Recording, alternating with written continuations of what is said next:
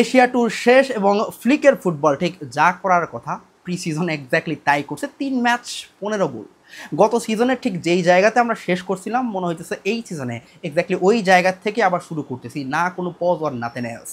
Same rhythm, same type of destructive football এবং all of them are enjoyable.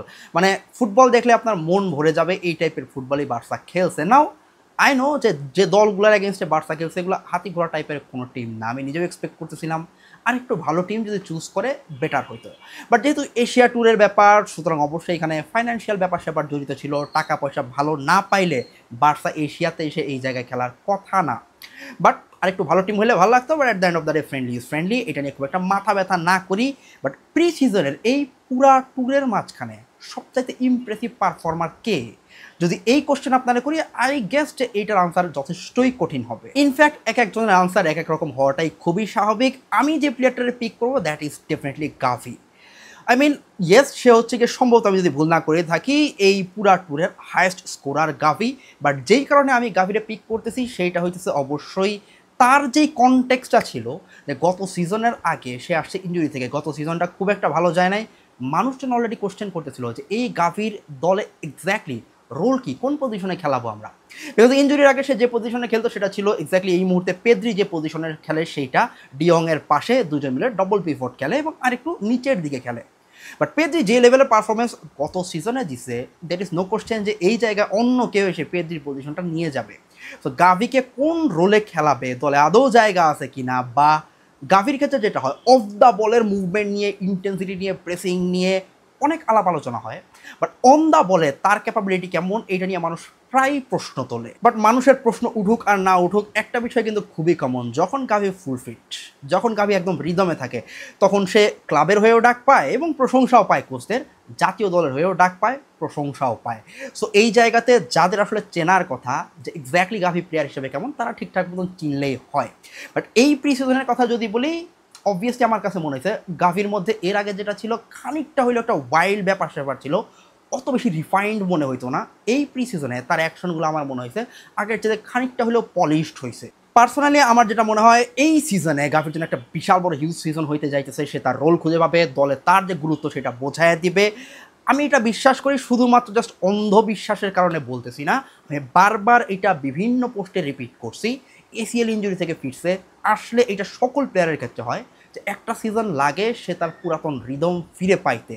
So গত সিজনের Gvir performance দেখে যদি আপনি তারা জাজ করে ফেলেন, that will be an disappointment. But গাভি বাদ দিয়ে যদি আরও পারফরমারের কথা বলি, ইয়েস, র্যাশফোর্ডকে নিয়ে যে এক্সপেকটেশনটা আমাদের ছিল, যে আকাঙ্ক্ষা ছিল তার পায়ে গোল দেখবো, তার কাছ থেকে পারফরমেন্স দেখবো, সেটা অবশেষে পাওয়া গেছে। অ্যান্ড যত যাই হোক র্যাশফোর্ডের যে রোল যদি আমরা ব্যাকআপ হিসেবে চিন্তা করি, আই থিঙ্ক তার মধ্যে ওই এক্সপ্লোসিভনেস, ওই বল ক্যারি করতে পারা এবং স্পেসের মধ্যে মুভ করতে পারা, প্রত্যেকটা বিষয় সে দেখাইতে পারছে।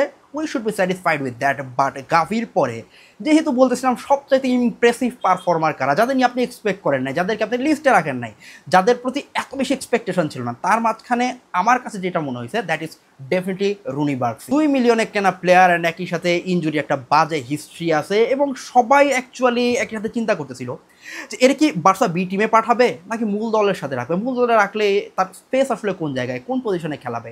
সো রুনির পারফরমেন্সটা অনেকের জন্য আমার কাছে অন্তত সারপ্রাইজ হয়ে আসছে। আমার মনে হয়েছে যে লামিনের ব্যাকআপ হিসাবে যে জায়গাটা, এই জায়গাটা নেয়ার মতন রুনি খুবই ভালো একটা পারফরমেন্স দেখাইছে, তার মুভমেন্ট, বল ক্যারি থেকে শুরু করে। এবং বার্সায় খেলতে হলে যেটা করতে হয় মাঝে মাঝে, you need to know when to pause, when to slow down your game, এই কাজটা রুনি বেশ কয়েকবার দেখাইছে, যে জিনিসটা খুবই ইমপ্রেসিভ লাগছে। সো ইয়েস, সে মূল দলে খেলুক না খেলুক, বাট যেটা বললাম প্রি সিজনে একদম স্ট্যান্ড আউট পারফর্মার যারা, যাদেরকে আপনি প্রশংসা করতে বাধ্য, তার মাঝখানে রুনি থাকবে। আর আমি 3 জন প্লেয়ারের কথা একদমই বলতেছি না, that is Pedri, Lamine and Lewandowski. পেদ্রির কাছ থেকে আমরা ইয়েস পেদ্রি ইমপ্রেসিভ ছিল, লামিন দুর্দান্ত খেলছে, অ্যান্ড লেভানডস্কি খানিকটা হয়তো মানুষ আলোচনা কম করতেছে, বাট তার কাছে সে করে যাচ্ছে। কিন্তু কথা হচ্ছে এই 3 জনের কাছ থেকে আমরা পারফরমেন্স এক্সপেক্টই করি, আমরা জানি যে তারা কি করতে পারে, কত সিজনেও করে আসছে, ডে ইন ডে আউট তারা পারফর্ম করে। অ্যান্ড লামিনকে নিয়ে মাঝখানে এই ভ্যাকেশনের টাইমে নানা রকমের গুঞ্জন যদিও হয়েছে, and first pre season match দেখে অনেকেই নানা রকমের সমালোচনা করছে, ওয়েল নাম্বার 10 জার্সি পাওয়ার পরে এটা লোড ক্যারি করতে পারবে কিনা and all those bullshit. But we know deep down যে কোয়ালিটি হুট করে কারোই ডাউন হয়ে যায় না। And Lamine is definitely proving. সবচাইতে ফান পার্ট যেটা, সেটা হচ্ছে ডিফেন্ডারকে নিয়ে যে একটা মজা করা, তাকে একদম নাস্তানাবুদ করে দেওয়া, এই কাজটা লামিন রেগুলার বেসিসে করে। এখন সেটা ইন্টার মিলানের এগেনস্টেই খেলা হোক আর এই কোরিয়ান লিগের টিমের এগেনস্টেই খেলা হোক না কেন, আপনি সবসময় দেখবেন যে লামিনের এই বিষয়টা খুবই কনস্ট্যান্ট, যে ডিফেন্ডার একদম ফ্লোর্ড হয়ে যাইতেছে, তারা নাট মেক করতেছে, ড্রিবল পাস করে যাইতেছে, ইটস ফান টু ওয়াচ। এবং বরাবরই লামিন যা করে সেম জিনিসই করছে, যে কারণে আলাদা করে লামিনকে নিয়ে হাইপ দেওয়া, প্রশংসা করার খুব একটা জরুরি আমার মনে হইতেছে না, because it's expected from him. So এই প্লেয়ারগুলো বাদ দিলে এরপরে যদি আমি বলি যে breakthrough player, impressive performer কারা, যাদেরকে নিয়ে হয়তো অত বেশি এক্সপেকটেশন ছিল না, সারপ্রাইজ হয়ে আসছে, আমার নিজের কাছে ডেফিনেটলি দ্যাটস একাডেমি বয়েস। একাডেমি থেকে 5 জন প্লেয়ার গেছে, অ্যান্ড বারবার এটা দেখার বিষয় ছিল যে কেউ আসলে মূল দলে ব্রেকিং করতে পারে কিনা লাস্ট পর্যন্ত। অ্যান্ড অনেকের পারফরমেন্সই খুবই ইমপ্রেসিভ হয়েছে। এর মাঝখানে যদি পিক করতে হয়, জফরে টরেন্সকে নিয়ে আমার নিজের এক্সপেকটেশন ছিল, বহুবার এই জিনিসটা বলছি যে আমি চাই লেফট ব্যাকে নিজেকে প্রমাণ করুক। আই থিঙ্ক বল ক্যারি করা, ক্রস করা, এই জায়গাগুলোতে, আই মিন অন দ্য বলের যে কোয়ালিটি, এই জায়গাগুলোতে জফরে টরেন্স সবারই নজর কাটছে মোরলেস। অনেকেরই মনে হয়েছে যে দিস ইজ দ্য টাইম আমরা জফরে টরেন্সকে বালদের ব্যাকআপ হিসেবে গ্রুম করা শুরু করে দেয়। অ্যাটলিস্ট লাস্ট পর্যন্ত আসুক না আসুক, নিজেকে ওই আলোচনাটাতে নিতে পারছে Torres. And then comes Dro and Toni. I mean Dro যেটা হয়েছে প্রথম ম্যাচে গোল করার পরে হাইপ ডেফিনেটলি ক্রিয়েট করছে, but he is more like number 10-এর মতন খেলে, মাঝে মাঝে লেফট সাইড দিয়েও অ্যাটাক করে। বাট প্রবলেম যেটা হয়েছে, I mean Toni he was also impressive, goal তো আজকে পাইছেই, বাট একই সাথে টনি অনেক দিন ধরেই আলোচনায় ছিল। সো ড্রো অ্যান্ড টনির কেস আই থিঙ্ক যেই জিনিসটা হইতে যেতেছে সেটা হচ্ছে ফার্স্ট টিমে, আমি তারা যত ইমপ্রেসিভলি খেলুক না কেন, ফার্স্ট টিমে এই মুহূর্তে তারা যেই জায়গাগুলোতে খেলতে চায়, এই জায়গাগুলোতে জায়গা বের করে নেওয়া অলমোস্ট ইম্পসিবল। আই মিন আমার মনে হয় না যে there is absolutely any chance যে তাদেরকে আমরা এই মুহূর্তে মূল দলে দেখতে পাবো। And it should be fine, because 1 বা 2 বছর ধরে এদেরকে ডেভেলপ করাই যায়। প্লেয়াররা যদি অনেক বেশি প্রেস না করে, আমার মনে হয় না যে এদেরকে অন্য কোনো জায়গায় পাঠানো জরুরি।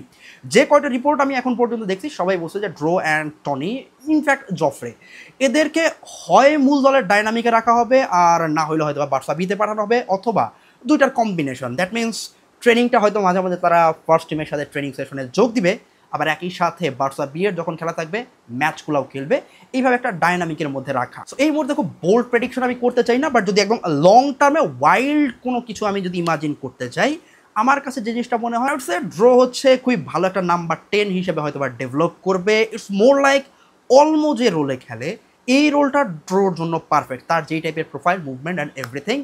বাট যেহেতু এখনো পর্যন্ত অলমো এই জায়গায় খেলতেছে, ইটস টাফ টু থিঙ্ক যেই বিষয়টা হইলেও হইতে পারে যদি লাস্ট পর্যন্ত অলমোর ফিটনেস ইস্যু আছে। আমরা দেখতেছি যে প্রত্যেক বছরই almost half of the matches সে মিস করে।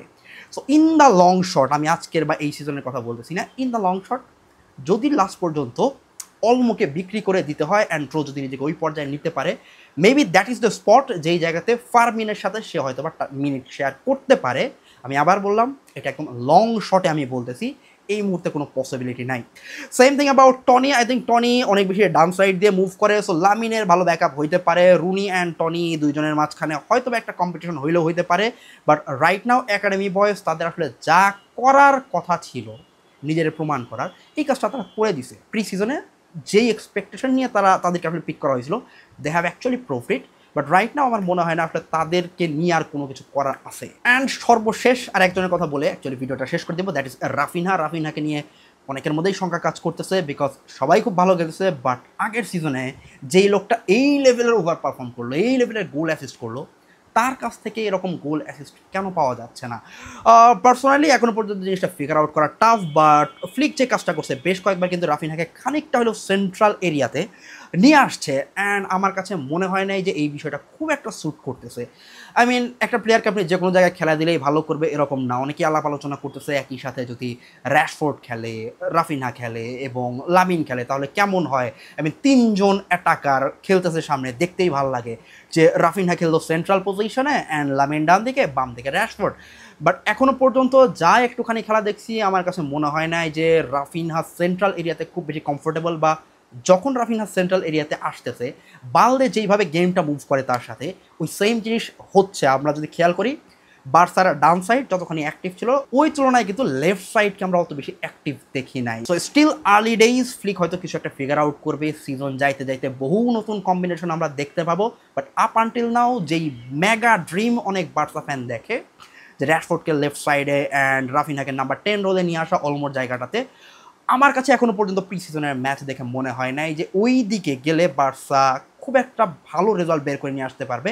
অ্যাটলিস্ট রাফিনহার পারফরমেন্স এখনও পর্যন্ত সেটা বলতেছে না। আই স্টিল বিলিভ রাফিনহার জন্য বেস্ট পজিশন তারে গত সিজনে যেই জায়গায় খেলানো হয়েছে সেই লেফট সাইড এবং বালদের সাথে কম্বিনেশন, অ্যান্ড ইভেনচুয়ালি র্যাশফোর্ডকে ব্যবহার করতে হইলে সেই ব্যাকআপ হিসাবে ব্যবহার করাই ভালো, যদি না ফ্লিক নতুন কোনো কিছু বের করতে পারে। অ্যান্ড ভিডিওটা শেষ করার আগে অবভিয়াসলি আমি আবারও বলবো যে at the end of the day I trust ফ্লিকের যদি মনে হয় যে well this is the moment, আমি আমার ট্রেনিং সেশনে এনাফ পরিমাণে ড্রিল করছি অ্যান্ড প্লেয়াররা রেডি, রাফিনহা রেডি সেন্ট্রাল পজিশনে খেলার জন্য, I trust him, then definitely I also trust Flick, because সে এই জিনিসটা আদায় করে নিছে। But right now at this moment আমি যদি বলি প্রি সিজনের ম্যাচ দেখে মনে হয় নাই যে রাফিনহা সেন্ট্রাল পজিশনে খেললে তার অনেক বেশি পরিমাণে কন্ট্রিবিউশন আমরা দেখতে পাবো।